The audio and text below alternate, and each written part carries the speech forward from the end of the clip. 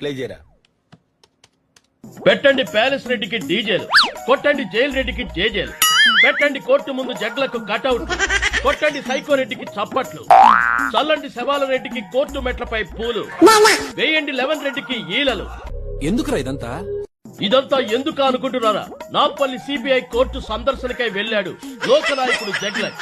జగ్లక్ court ప్రాంగణంలో అడుగు పెట్టగానే ధర్మదేవత పులకించింది. అడుగడుగున హారతులు పూలదండలతో ధర్మరక్షకుడికి ఘన స్వాగతం చెప్పారు లాయర్. కోర్టు హాల్లో జగ్లక్ ను చూసి వినమ్రంగా నమస్కరించిన న్యాయమూర్తి, జగ్లక్ ను చూసేందుకు కళ్లకు గంతలు తీసేసిన న్యాయ దేవత.